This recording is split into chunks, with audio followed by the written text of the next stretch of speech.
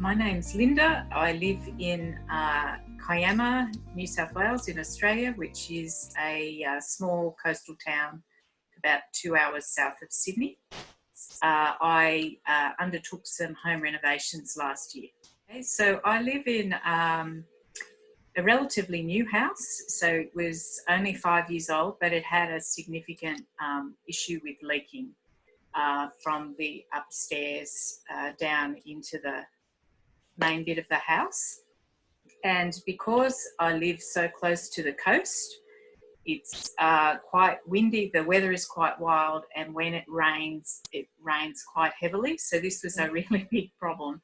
So the renovation was about covering in the balcony to extend it to be part of the house.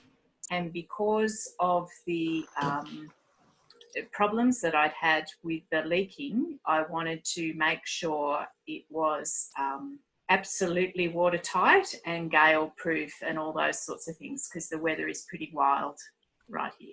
But at the worst of it, I'd say, look, I got 100 mils outside and 40 litres inside, you know, just to help explain the context.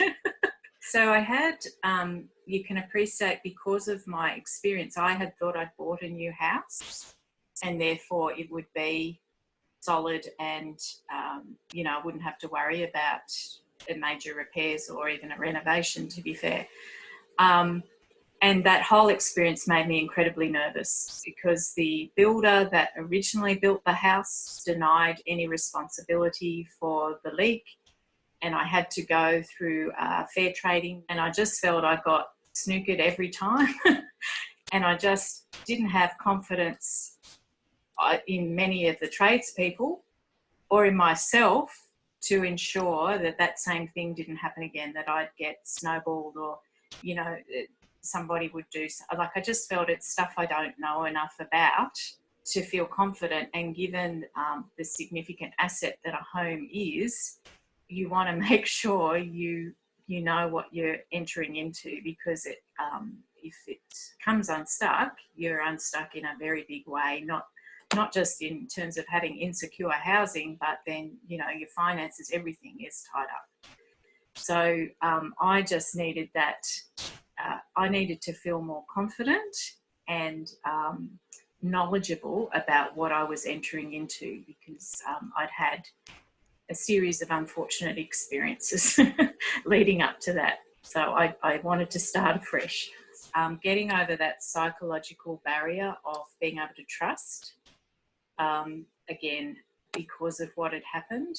It started with, well, one, I had to find a builder that I felt comfortable with, and went through quite a process. I must have interviewed about 20 or so different builders, and that was partly to do with, once they heard that I'd had problems with the house originally, they were anxious about also being held liable. So people weren't interested in that, but also because the area I live, there's a lot, there's a lot of building going on. So builders are in high demand. So it was really hard to find a good builder that was able to do the job, because most of them had waiting lists for years. Then came the contract negotiations, and I had some legal advice, and there were a couple of clauses where my solicitor was saying, you really need to negotiate on this or that, and the builder was actually coming back saying, no, that's unreasonable, etc. But they were really basic clauses like liquidated damages. So there were a few things like that, and I thought, oh, here we go.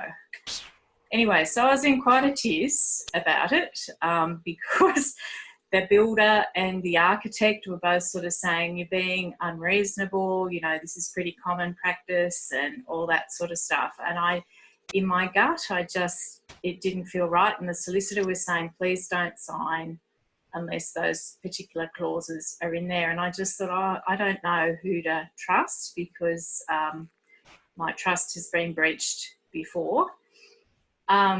Anyway, I just was Googling, and I thought, how do you learn, or how do you find out what's a reasonable thing without paying hundreds of dollars an hour from another solicitor to find out? Anyway, I just Googled and found this undercover architect, and I thought, oh, this sounds perfect. And I listened to one of the free webinars, so I participated in one of those, and I just liked Amelia's no-nonsense style, and she actually spoke to things that actually were real for me. Like, she clearly knew what she was talking about. Well, she understood the whole process and understood how you as a client can feel. So I think sometimes when you hear other professionals talk about the building process, they're talking about it from their perspective. But the way Amelia spoke, I thought, oh, she really understands, and I don't feel so silly in being anxious about this contract issue, for example. You know, and she gave that confidence. And then I ultimately signed up for the Manage Your Build course.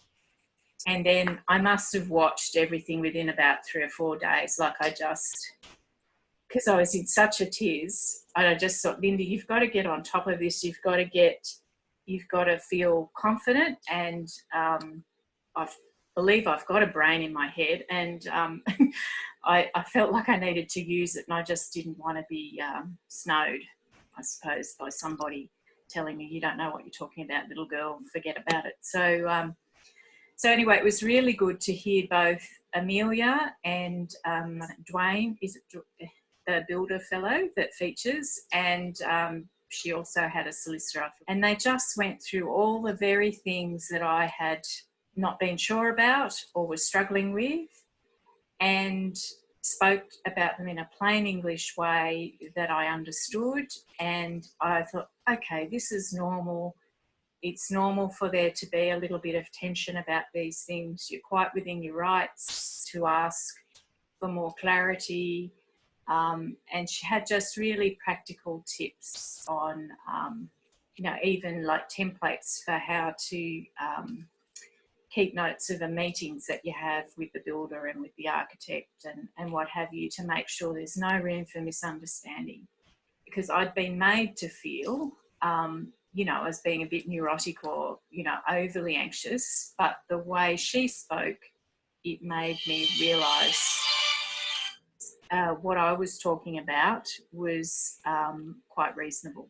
So that was the benefit of the course, and it gave me the confidence to hold my ground. And originally, when I gave the feedback back to the builder and the builder, a little to a lesser degree, the architect, I just said, actually, I'm going to walk away. Like, if you're not going to agree to liquidated damages and to a reasonable interest rate and all these sorts of things, let's hope we never have to utilise those clauses, but it's important to me that they're there. And so I walked away and I said, look, I'm happy to find someone else. You know, I don't have to do this. There's no urgency in it. I said, I can sit here with my buckets for as long as you want. I don't want to go ahead with something that I'm not confident of. So we both went our ways for a couple of weeks, and then the builder actually got back to me and he said, look, I've been thinking that I've been a bit pig-headed in a way on principle, and what you're saying is quite reasonable, and let's do business. And in the end we did, and it was a terrific build. I've got no hesitation recommending him. He did a wonderful job. I can't tell you how much doing that Manage Your Build course just took my stress levels right down. And I just thought, okay, I can do this. I felt confident to negotiate. So it was great. Right. And I think then the other thing was, once the build was underway, well, actually, just before the build commenced, I'd done that course, and then I realised there were things like the specifications around the windows and the insulation and stuff like that that I hadn't paid so much attention to. I hadn't realised the significance of those things. But having done the course, I thought, oh, gee, I better triple check this. And anyway, I did end up upgrading the windows and the insulation. And again, the initial thing was, well, why do you need that? And I said, well, we get 120 kilometre an hour winds up here on a regular basis. And when it does rain, it's hundreds of millilitres at a time. It's not, and it's that vertical, like it's wind and rain. And I said, so if I'm going to spend all this money, I just want to make sure I've got the right insulation and the right, the type of thing. And my house is also in a bushfire zone. So there's certain glass that you need to have in that situation. So again, I, listened very closely to the course around those sorts of things. And in fact, I participated in a live Facebook session with Amelia and asked questions in that around the windows and the outdoor covering, the ColourBond, because I'm so close to the sea, there's certain sort of ColourBond that you have to use that doesn't wear as quickly as the normal.